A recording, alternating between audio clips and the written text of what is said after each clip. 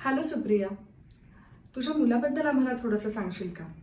त्याच्या special needs आहेत हे तुम्हाला कधी लक्षात आलं, किंवा आपलं मूल इतरांपेक्षा थोडंसं वेगळं आहे हे कधी आणि कसं लक्षात आलं? नमस्कार, माझं नाव सुप्रिया. माझ्या मुलाचं नाव आलोक आहे. तो आता 12 वर्षाचा आहे. त्याला ADHD डायग्नोज झालेला आहे. आलोकचे पहिल्या 10 महिन्यांपर्यंत सगळे डेव्हलपमेंटल माइलस्टोन्स अगदी ओके होते. पण 10व्या महिन्यानंतर आम्हाला थोडंसं असं जाणवायला लागलं की तो व्यवस्थित चालत नाही आहे, धरून चालतोय. आम्ही थोडे दिवस वेट केलं, पण काही प्रगती नव्हती. मग आम्ही पायासाठी डॉक्टरांना कन्सल्ट केलं. मग त्यात थोड्या कॅल्शियम सप्लिमेंट्स देणं, पायाला मसाज करणं वगैरे ह्या गोष्टी झाल्या. ह्या दरम्यान तो बोलत होता छोटे छोटे शब्द, पण बोलण्यामध्ये म्हणावी तितकी प्रगती नव्हती. मग आम्हाला असं वाटलं की काही मुलं उशिरा बोलतात, तर आपण आणखीन थोडासा वेट करू शकतो. म्हणून मग आम्ही त्यासाठी पण थांबलो. पण त्या दरम्यान आम्हाला काही बाकीचे सिम्पटम्स दिसायला लागले. जसा त्याला खूप जास्त राग यायचा, किंवा तो हातात एखादी वस्तू घेतली तर ती पटकन तोडून टाकायचा. चिडचिड खूप करायचा, एका जागी बिलकुलच बसत नव्हता. मग आम्ही डेव्हलपमेंटल पीडियाट्रिशियनला कन्सल्ट केलं आणि त्यावेळेला मग त्याचं ADHD डायग्नोज झालं. आपलं मूल विशेष आहे हे लक्षात आल्यानंतर पालक म्हणून काय भावना होत्या आणि काय विचार होते मनात? काय प्रकारच्या उपाययोजना तुम्ही सुरू केल्यात याबद्दल थोडंसं सांगशील? जेव्हा समजलं की आलोकला ADHD आहे, तेव्हा ते माझ्यासाठी खूप जास्त शॉकिंग होतं. आता इथून पुढे आपल्याला काय करायचंय, त्याचं भविष्य काय असणार, हे काहीच कळत नव्हतं. आणि ती एक खूप इमोशनल फेज होती माझ्यासाठी. त्याच्यानंतर खरा प्रवास सुरू झाला की नक्की ADHD म्हणजे काय, आपल्याला काय करायचंय, त्याचं भविष्य कसं घडवायचंय, त्याला कसं तयार करायचंय, ह्या सगळ्या गोष्टी त्याच्यानंतर सुरू झाल्या.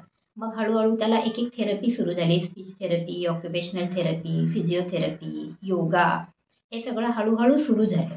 आणि मग त्याच्यातून तो हळूहळू डेव्हलप व्हायला सुरुवात झाली. पालक म्हणून आम्हाला खूप सॅक्रिफाईस करावे लागले त्याला तयार करण्यासाठी. मुलाला थेरपीला घेऊन जाणे, स्पेशल एज्युकेटरसोबत सेशन्स करणे, ते जे पण काही सांगतील ते सगळं घरी करून घेणे, ह्या सगळ्यासाठी वेळ आणि पैसा या दोन्ही गोष्टींची खूप गरज असते. तर त्या दोन्ही गोष्टींमध्ये आम्हाला सॅक्रिफाईस करावा लागला. पण हे सगळं केल्यानंतर तो खूप छान पद्धतीने डेव्हलप होत होता, याचं खूप समाधान होतं.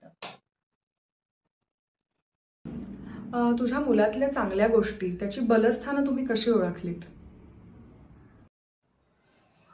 आलोकला ADHD असल्यामुळे खूप वेळ एका जागी बसून एकच एक गोष्ट करत राहणं हे त्याच्यासाठी खूप डिफिकल्ट आहे. सो त्याचे प्लस पॉईंट शोधताना आम्हाला त्याला वेगळ्या वेगळ्या गोष्टींमध्ये बिझी करणं महत्त्वाचं होतं. एकाच गोष्ट आम्ही ठरवली आणि त्यात तयार केलं हे खूप डिफिकल्ट आहे त्याच्यासाठी. सो आम्ही त्याला वेगळ्या वेगळ्या गोष्टी शिकवण्याचा प्रयत्न करत आहोत. आम्ही त्याला सायकलिंग शिकवलं. वयाच्या 9व्या वर्षी तो सायकल शिकला. पण आम्ही 3 वर्ष त्याला सायकलिंग शिकवत होतो. पुअर कोऑर्डिनेशन असल्यामुळे प्रत्येक गोष्ट शिकण्यात त्याला थोडा जास्त वेळ लागतो.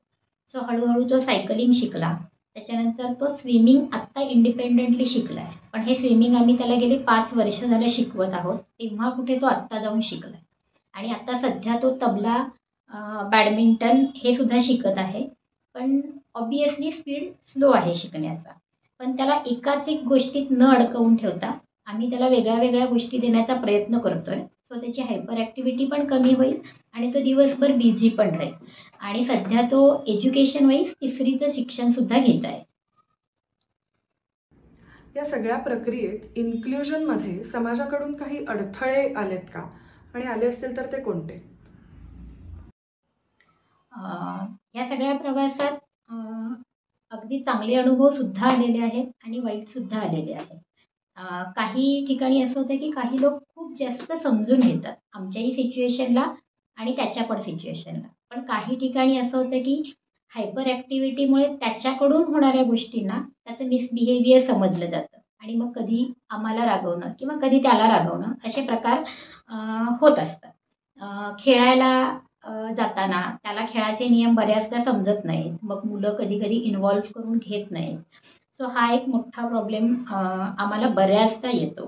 कधी कधी त्याचं थोडं स्पीच अनक्लिअर आहे किंवा त्याला पटपट गोष्टी समजत नाही, म्हणून कधी कधी त्याला चेष्टा मस्करीचा विषयसुद्धा बनवला जातो.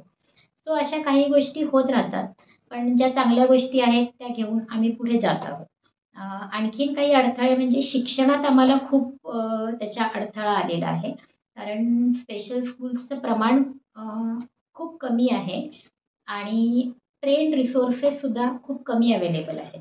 सो तो एक प्रॉब्लेम आम्हाला खूप आलेला आहे आणि बऱ्याच वेळेला ह्या गोष्टी जाणून बुजून होतात असं नाही आहे, पण लॅक ऑफ अवेअरनेसमुळे बऱ्याचदा ह्या गोष्टी होतात. सो थोडा अवेअरनेस आपणही क्रिएट करणं ही आपलीसुद्धा जबाबदारी आहे.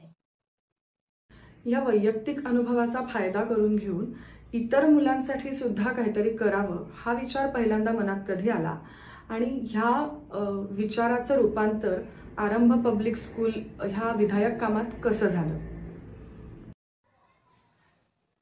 मुलांसाठी स्पेशल मुलांसाठी स्कूल सुरू करणं हा विचार खूप दिवसांपासून मनात यायचा, की आपण काहीतरी करू शकतो का, आपण काहीतरी करू शकतो का. पण हा विचार याच्यामुळे मनात आला की स्पेशल स्कूल बऱ्याच आहेत आपल्या इथे, त्या चांगलं काम पण करत आहेत, पण मला सगळ्यात मोठा प्रॉब्लेम याचा मीडियमचा, कारण माझा मुलगा मराठी मीडियमला जातो आणि मराठी मीडियममध्ये स्पेशल एज्युकेशन देणाऱ्या शाळा खूप कमी आहेत. सो ऑलमोस्ट नाहीच असं म्हटलं तरी पण चालेल. अगदी बोटावर मोजणे इतक्या शाळा आहेत, पण त्या खूप लांब आहेत. या दृष्टीने आमच्या डोक्यात होतं की आपण राहतो त्या एरियात तर अशा स्कूल्स नाहीच आहेत. तर आपण असं काहीतरी सुरू केलं तर आपल्या एरियातल्या मुलांना खूप मदत होईल. आणि थेरपी सेंटर्स हे बऱ्याच ठिकाणी आता अवेलेबल आहेत, पण अकॅडमिक वाईज काम करणाऱ्या शाळा खूप कमी आहेत. सो तो विचार करून मग आम्ही धानोरीमध्ये मराठी, इंग्लिश आणि हिंदी अशा तिन्ही मीडियमचं स्कूल सुरू केलेलं आहे आणि त्या यांनी आपण फक्त अकॅडमिक वाईज मुलांना शिकवतो. आता सरते शेवटी समाजाला आणि विशेष मुलांच्या पालकांना तू काय संदेश देशील? समाजाला माझं हे सांगणं असेल की स्पेशल मुलांना आणि त्यांच्या पालकांना तुमच्या अंडरस्टँडिंगची आणि ॲक्सेप्टन्सची खूप जास्त गरज आहे आणि तुमच्या सपोर्टची सुद्धा खूप जास्त गरज आहे. तो सपोर्ट तुम्ही त्यांना देण्याचा प्रयत्न करत राहा. त्यांना सिम्पथीची नाही, एम्पथीची गरज आहे हे तुम्ही लक्षात ठेवा आणि त्यांना ॲक्सेप्ट करून त्यांना वेगवेगळ्या गोष्टींमध्ये सामील करून घेतलं तर त्यांना आणि त्यांच्या पालकांना खूप मदत होईल. स्पेशल मुलांच्या पालकांसाठी माझं हे सांगणं असेल की आपल्या मुलांना तयार करताना खूप चॅलेंजेस येणार आहेत, खूप अडथळे येणार आहेत, पण ते सगळे पार करून आपल्याला जायचं आहे. त्यासाठी समाजात जे प्रोफेशनल्स काम करत आहेत स्पेशल मुलांसाठी, काही ऑर्गनायझेशन्स आहेत, सेल्फ हेल्प ग्रुप्स आहेत, ह्या सगळ्यांकडून गायडन्स घेऊन आपण आपल्या मुलांना तयार करणं गरजेचं आहे.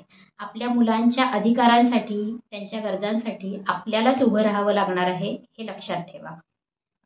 आपण उचललेलं प्रत्येक योग्य पाऊल त्यांचं भविष्य घडवणार आहे हे जर लक्षात ठेवलं आणि खूप डेडिकेशननी आणि सातत्यपूर्ण काम करत राहिलं तर आपल्याला चांगले रिझल्ट्स नक्कीच दिसणार आहेत. थँक्यू सो मच सुप्रिया, तू इथे आलीस आणि तुझे अनुभव आमच्याशी शेअर केलेस.